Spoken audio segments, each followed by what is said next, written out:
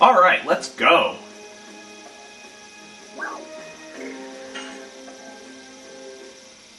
The Limestone Cave is pretty big, so prepare for a long one.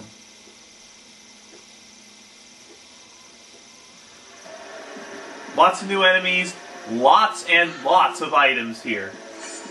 We start out with a detonate rock, which when used in battle attacks all enemies.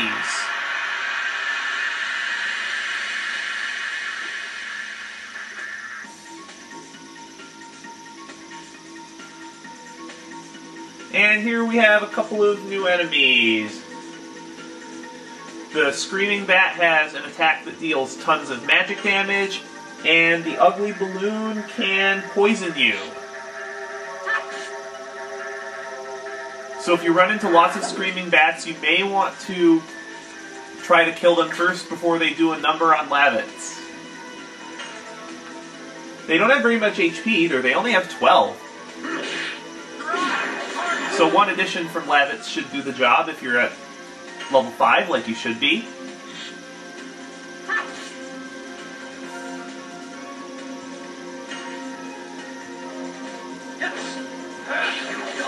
The Ugly Balloon has low defense, but a lot of HP, 36 as a matter of fact. Oh, he fled.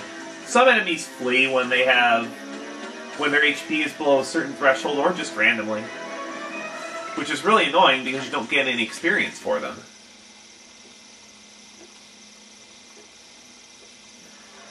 Just tons of items here.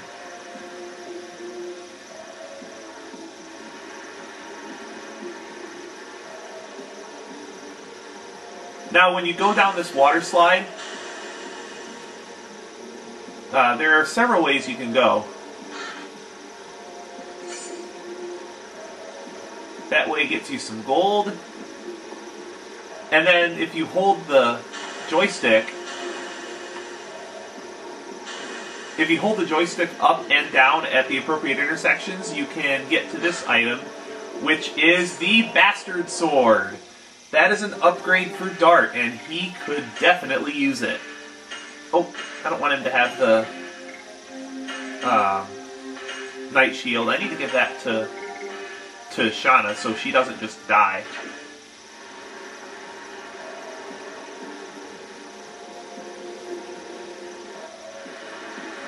Stepping stones.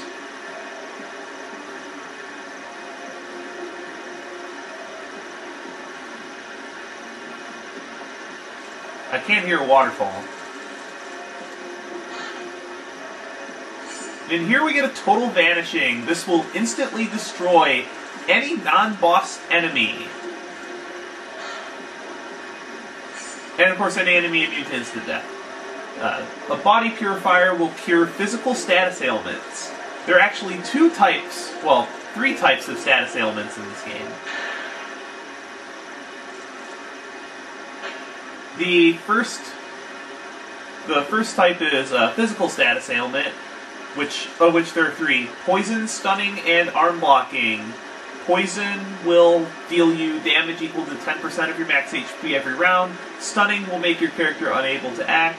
And arm blocking will prevent your character from using the attack command.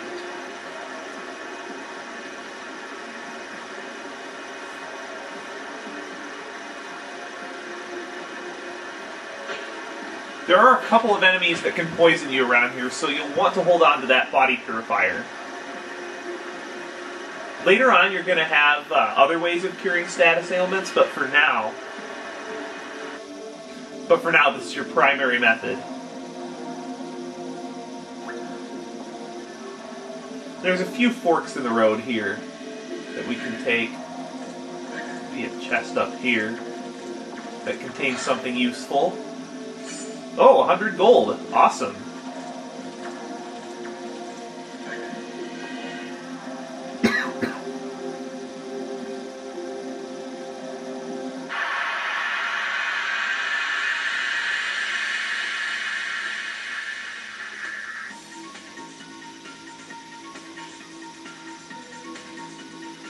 And we have another new enemy, the Orc. I don't know why orcs are dark elemental in this game. They look more earth elemental. If you have some kind of magic item, now would be a great time to use it against orcs, because they have very, very low magic defense.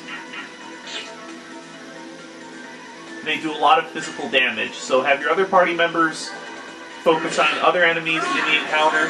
Have Shauna use any random magic item she may have floating around. I believe Detonate Rock does magical damage, I can't remember. But it's not a multiplier item, it just does a flat amount of damage. Eventually you'll actually get a weapon that can duplicate the effects of the Detonate Rock, and yeah, it does do magic damage, awesome.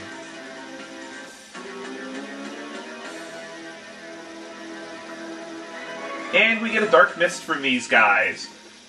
That is an offensive item that does dark elemental damage. Not too useful. At least yet.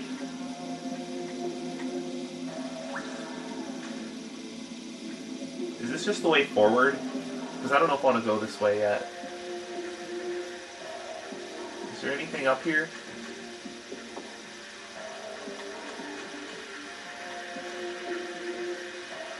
The right way? I can't remember. Yeah, that is the way I want to go. Awesome. Now there's a treasure box back here with a spark net, which is the lightning elemental single targeting item.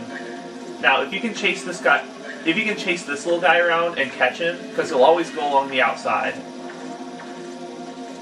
you can catch up to him if you're careful. Like that. If you catch him, he'll go back to the corner and he's going to drop another item box for you that has something kind of useful in it. The Poison Guard.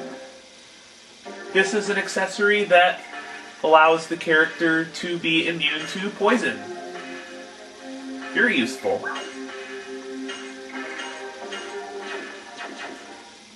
I think there's a couple more items I want to get up here. And even if there aren't any more items, I'm pretty sure there's another point of interest back here.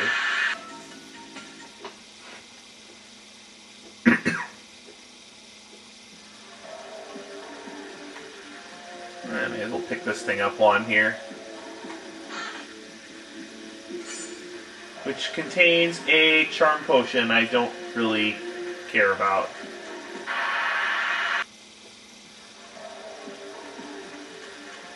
There's one more point of interest up here.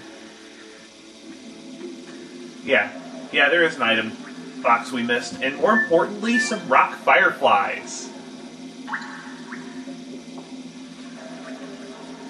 They're basically a portable inn.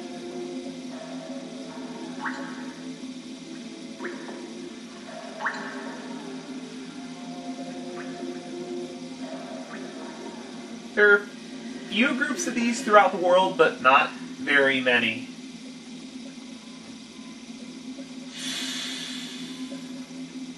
They're usually put in pretty timely places.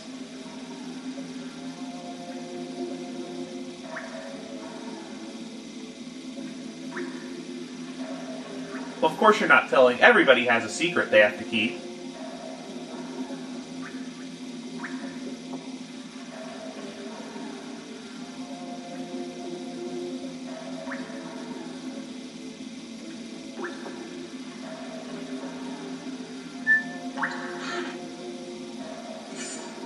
Angel's Prayer, that will be useful, especially considering that I stupidly used mine. And a Burnout. That too will be useful. Magic items!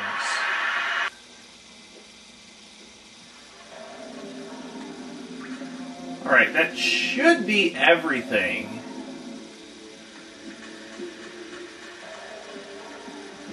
At least according to my checklist, that's everything I can get up to this point. And we should be almost at the end of the cave.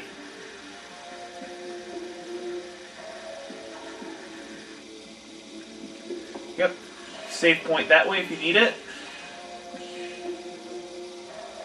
A couple more item boxes this way with a body purifier. And I think there's a piece of armor in here for somebody. Yeah, the bandana.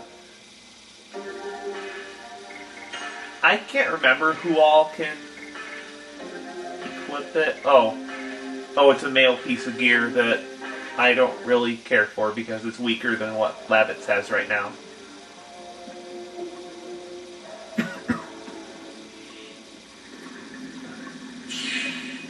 Now, normally before this I would take a break to heal, but everybody should be at close enough to full HP.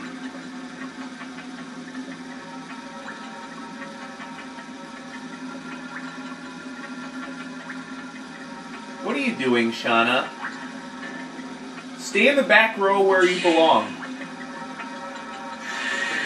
It's a snake!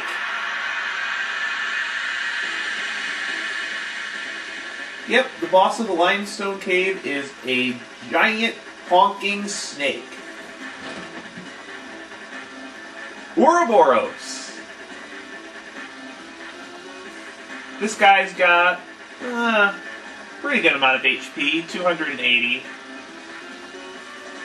Don't go too crazy with the magic items yet, though. If Shauna doesn't have anything to do, and her HP is below, like, 60%, just have her block. Because the damage that she does at this point is minuscule.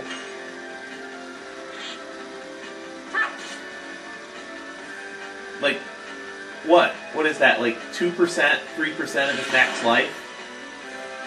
And that's the reason why, is because this enemy can poison you with his physical attack. And blocking not only halves damage, but it also stops status ailments that would be inflicted on you. Body purifiers will take care of poison, but you only have so many of those.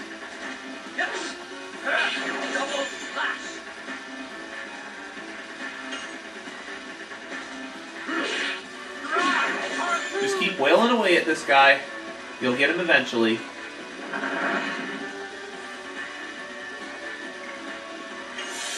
Physical attacks from this guy.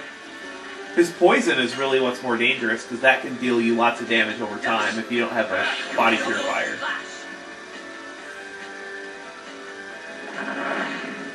This guy's pretty fast, too, if I remember.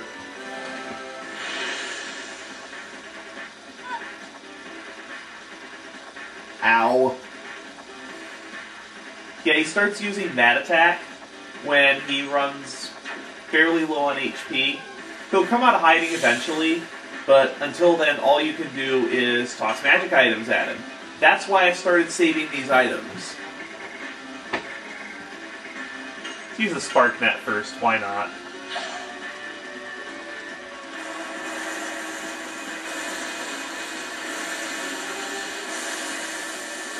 $224, I'll take it.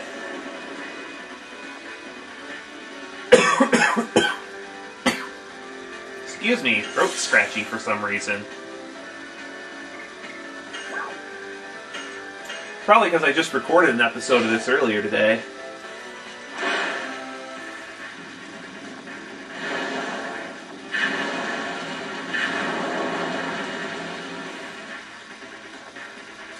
If anybody wants me to make a bonus video showing how I get such high percentages on my magic items, I'll make one.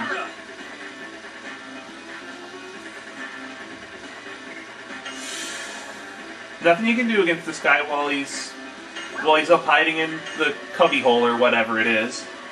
Just keep throwing items at him.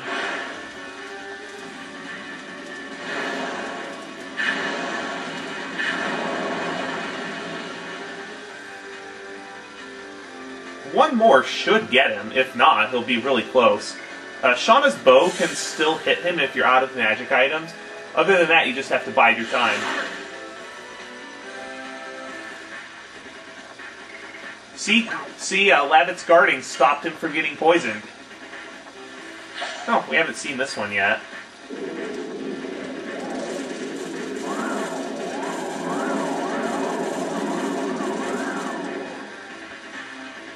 That should do it.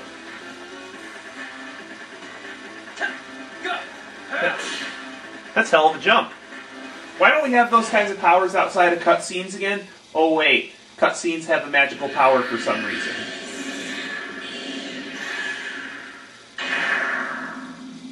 boy, I tell you what, that thing's a lot bigger than it looked when it first came in.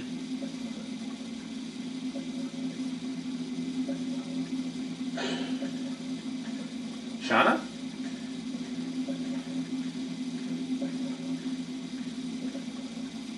Shauna? What's going on? Hey Shauna, you might want to turn around!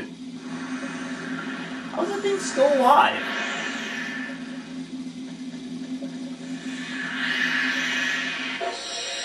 Eh?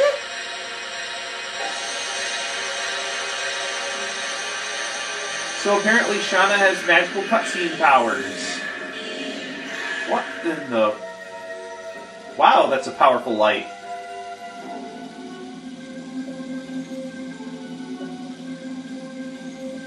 I think light as an attack element in RPGs is awesome. Yeah, unfortunately, when you play The Legend of Dragoon on anything but a PS1, it has graphical problems. This game is notorious as being one of the hardest games, hardest PS1 games to emulate, even for official PS1 emulators, such as that found on the PS3, or even a PS2 has emulation issues. And we get a War God's Amulet, which increases the equipped character's hit rate by 20%. There are some enemies that can evade your attacks, as you may have found out if you're playing along with me. That will prevent those enemies from dodging your attacks. You okay, Shauna? We gotta figure out what's with her. Because being able to control a power like that would be awesome. Just like raising your arms skyward and blasting an enemy with a burst of holy light. That'd be such an amazing power to have. Healing potion.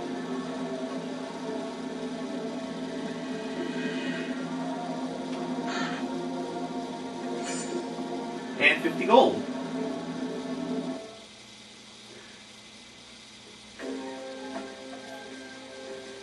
And we've finally gotten through the Limestone Cave all the way to Indel's Castle in Bale. But that's all the time I have for this episode of Let's Play The Legend of Dragoon. Next time we'll have Labbits report into his superior, the king, maybe get some more information on the Black Monster, and figure out what's going on with the war. See you later, everybody!